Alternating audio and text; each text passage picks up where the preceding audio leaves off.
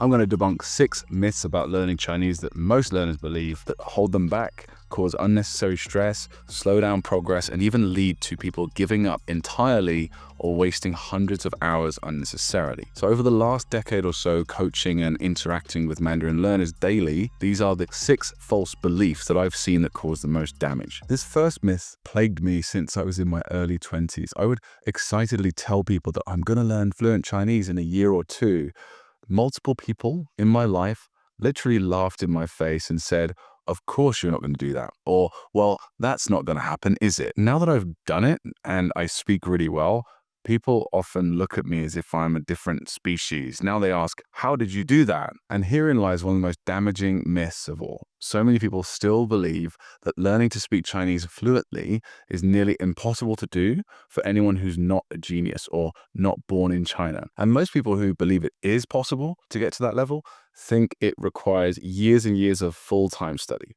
Well, 我现在能很流利的跟你聊天，水平也很不错。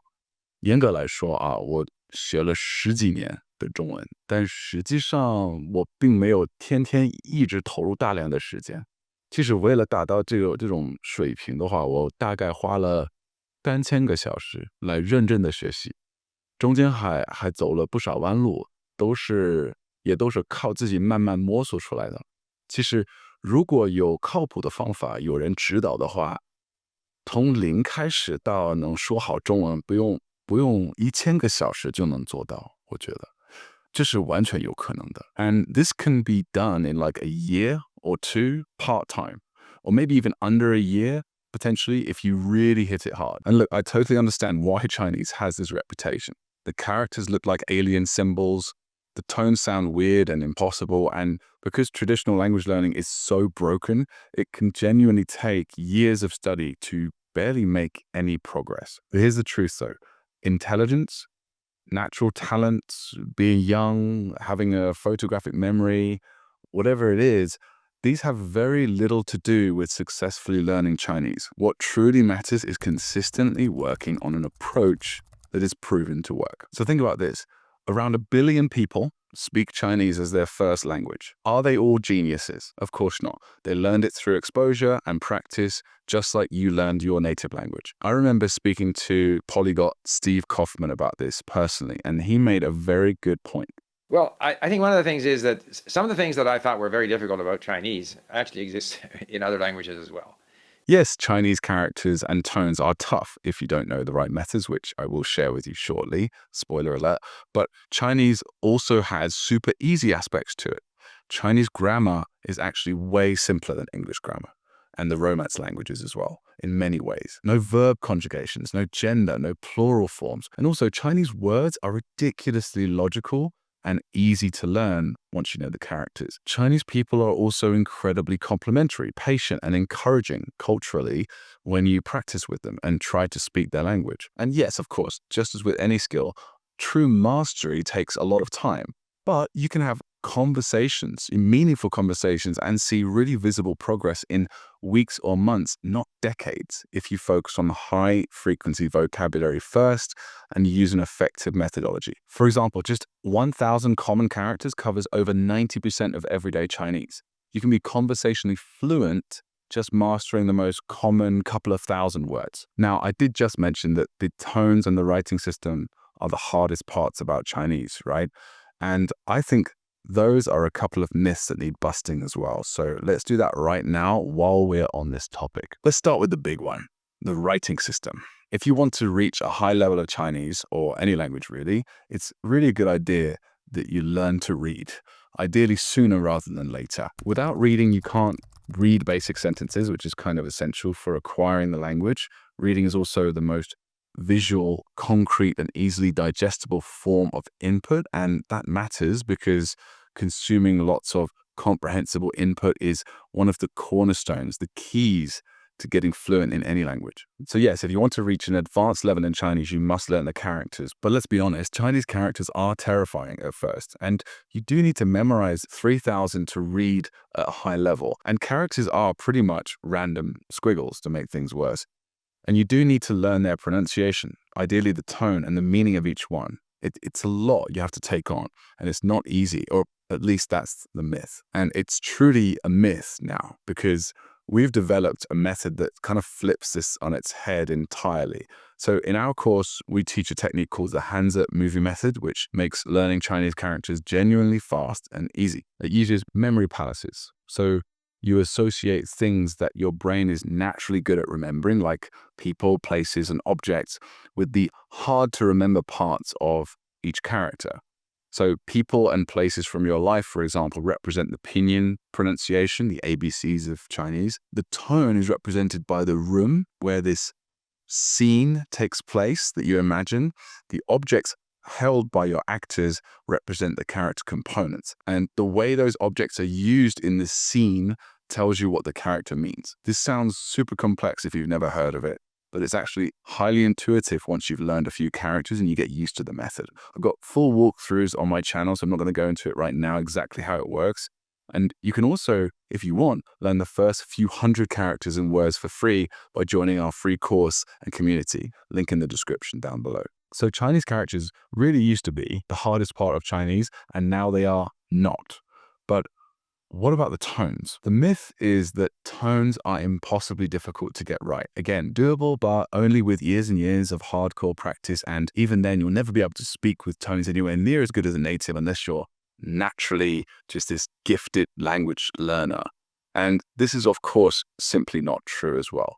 First off, you don't have to have perfect tones to have extended, deep conversations in Chinese, because context helps tremendously. You've probably heard like, oh, ma means mother and ma means horse. So you could accidentally call your mother a horse. And so this is kind of funny, and it's true sometimes, but most situations, like, no, you might sound a bit silly, but you're not, people are not going to think you're calling their mother a horse, you know, they're going to get it from context. Native speakers usually can understand you just fine, even if a tone is slightly off here and there.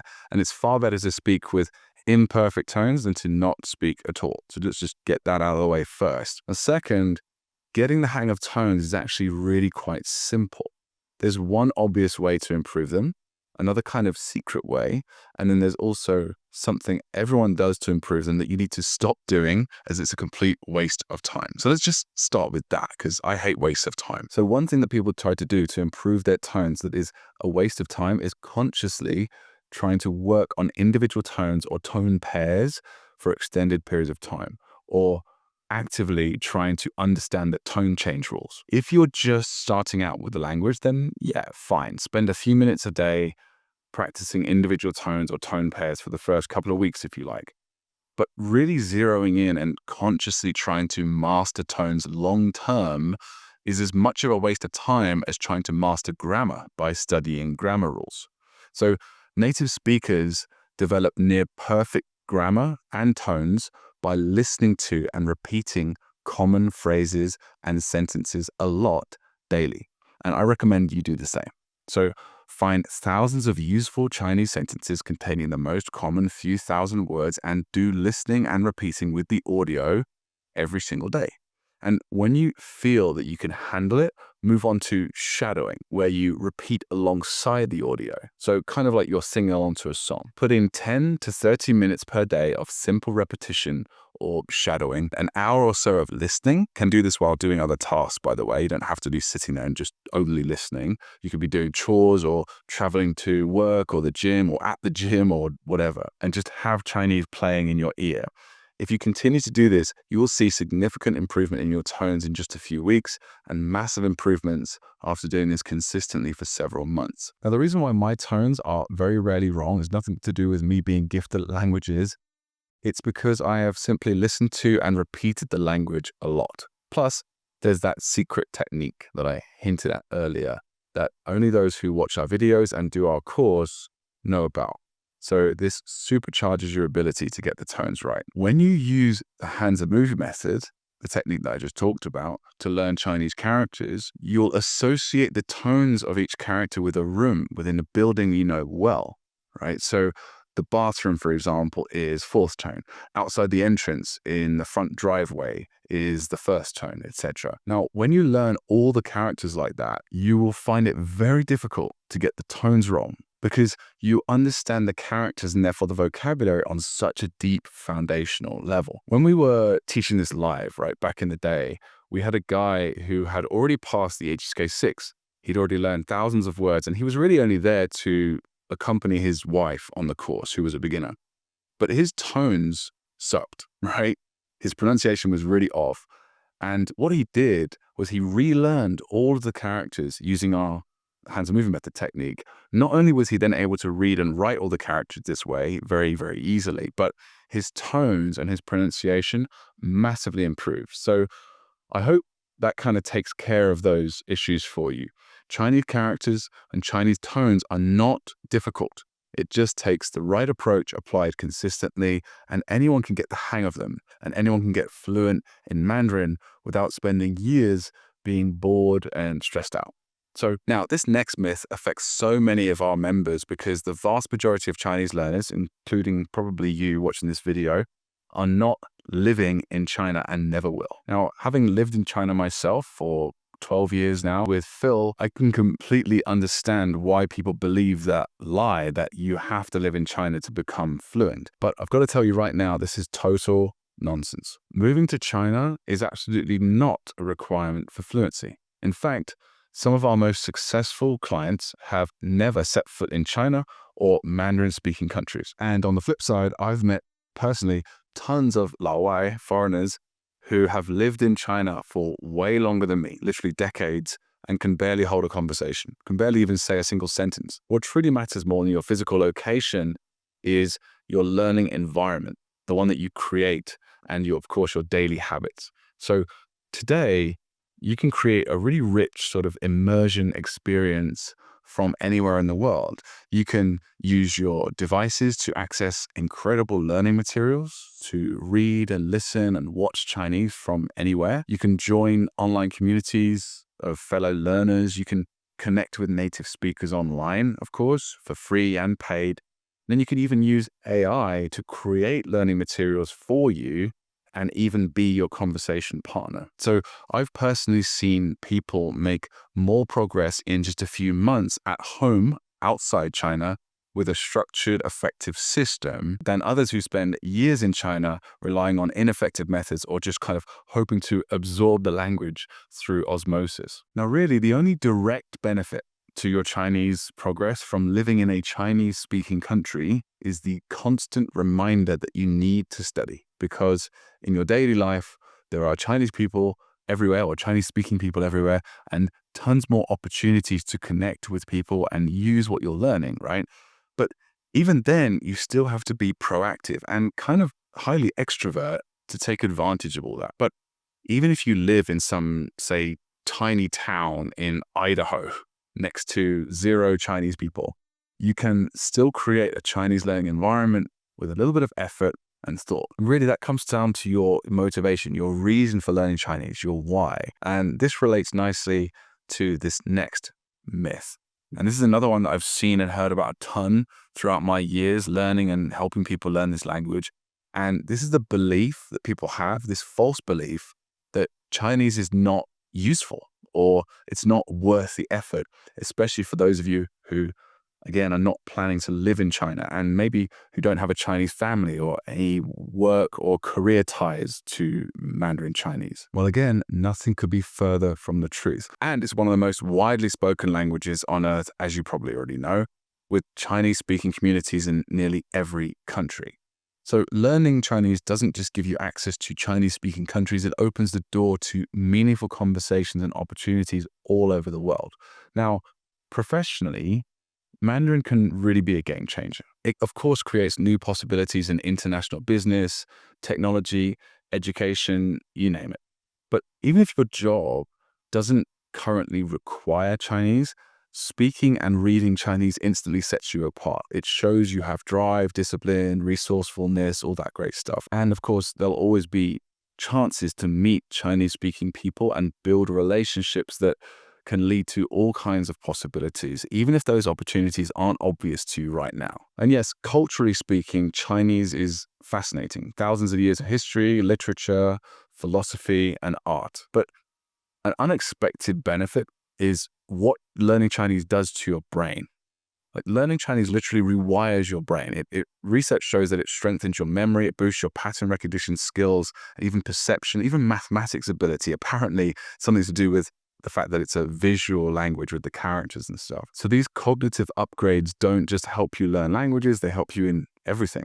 And of course, beyond the mental benefits, right, there's something deeper that most people don't even think about. So I've spoken personally with hundreds of Chinese learners, and I've asked them questions about why they're learning. And yes, there are people with Chinese wives and husbands and Chinese family and friends they want to connect with, businesses they want to start, or careers they want to grow, or they're just fascinated with the literature, or there's all kinds of reasons people give. But when I dive a little deeper and get to the real why, the vast majority of people are learning Chinese because they want to prove to themselves they can do something difficult, overcome a challenge. So Chinese is not maybe as difficult as most people think, but it is still a big challenge, even with the best methods. And when you overcome that and when you get to a high level of Chinese, first and foremost, what that does for you is it improves your confidence. So if you reach even a lower intermediate level of fluency,